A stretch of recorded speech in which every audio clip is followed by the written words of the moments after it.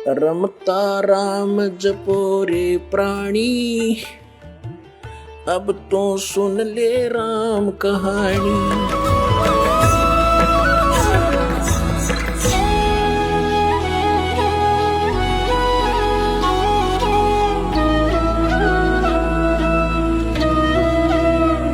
फिर परमात्मा क्या बताना चाहते हैं कि घाटे बाद सब जग दुखिया के गृहस्थी बैरागी हो, और सुखदेव ने दुख के डर से गर्भ में माया त्यागी हो। सुखदेव जी को पता चला मां के गर्भ में, क्योंकि इस प्राणी को वहां याद रहता है कि तू कितनी बार कितने कष्ट उठा चुका है, कितनी बार तेरी पशु योनियां और अन्य प्राणियों की योनियां प्राप्त हो चुकी है तुझे।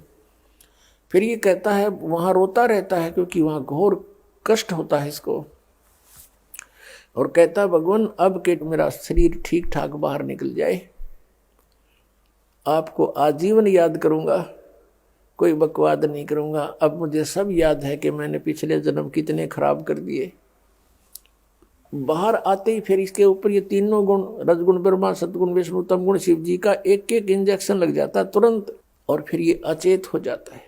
इसको नए सिरे से पढ़ाई कराई जाती है। ये तेरा चाचा, या तेरी चाची, ये ताऊ, ये मामा, ये फूफा माँ, और ये भाई बहन पिता, इसको कुछ नहीं याद में कहाँ था, गुग्गू बना दिया जाता है ये।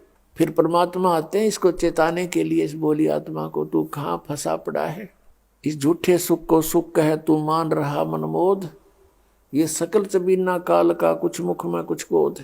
फिर बताते हैं कि जंगम दुखिया योगी दुखिया तपस्वी को दुख दूना हो, आशा तृष्णा सबको व्यापे कोई महल ना सूना हो। इच्छाएं सबके अंदर विद्यमान है, चाहे कोई गृहस्थी है चाहे बैरागी है, और जब तक ये अननेसेसरी रिक्वायरमेंट आपके हृदय में धरी रहेंगी, अनावश्यक इच्छाएं जो तुम करते रहते हो यहाँ की बगैर ज्ञान के, तो सुख नहीं, शांति नहीं, मोक्ष नहीं हो सकता। फिर बताया है कि साच कहूं तो जग नहीं माने, और झूठ कही ना जाई हो, ये ब्रह्मा विष्णु शिव जी दुखिया जिन ये राह चलाई हो।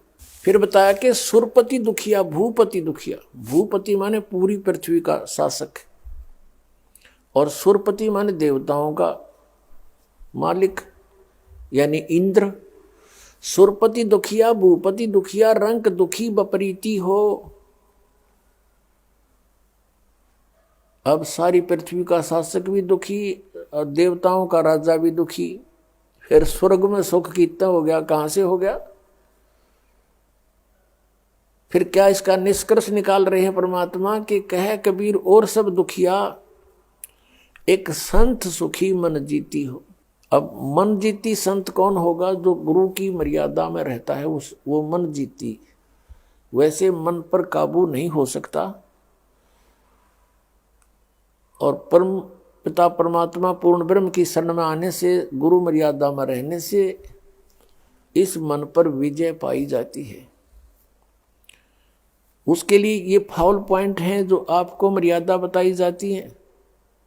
तो पुण्यात्माओं, जैसे बच्चा गेम खेलता है, खेल खेलता है, उसके लिए कुछ पॉइंट होते हैं, उनको डिस्टर्ब होने से वो फाउल हो जाता है, और फाउल होते ही उसको उस गेम से बाहर निकाल दिया जाता है, तो उसका वो गेम उसके हाथ से निकल गया।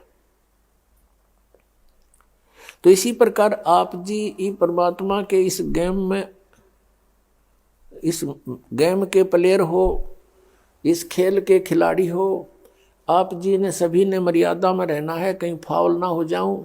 तो इस प्रकार हम इस डर से जो गुरु मर्यादा में रहेंगे तो हमने मन जीत लिया।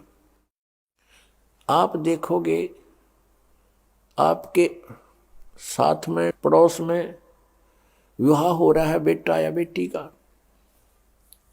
और वो पूरा उद्मस्ता रहेंगे, डीजे लावेंगे, नाचे कूदेंगे, 100 फंड करेंगे, कोई कार देगा, कोई कोठी देगा अपनी बेटे बेटियां ने, या कोई दहेज मांगेगा। तो आपको अगर ये माल्य की वाणी और ये ज्ञान याद रहेगा तो आप हंसोगे उनकी मूर्खता पर।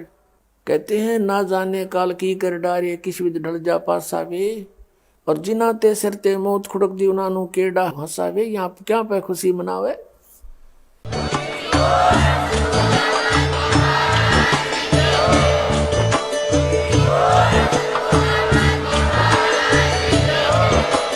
आप सुन रहे थे जगत गुरु तत्वदर्शी संत रामपाल जी महाराज जी के मंगल प्रवचन। अधिक जानकारी के लिए विजिट कीजिए हमारी वेबसाइट www.jagatgururampalji.org। संत रामपाल जी महाराज जी के शुभ आशीर्वाद से पूरे विश्व भर में 500 से भी ज्यादा नाम दीक्षा केंद्र हैं, जिन पर संत रामपाल जी महाराज जी द्वारा ऑनलाइन निशुल्क नाम दीक्षा दी जा रही है। अपने नजदीकी नाम दीक्षा केंद्र का पता करने के लिए संपर्क करें 8222880541।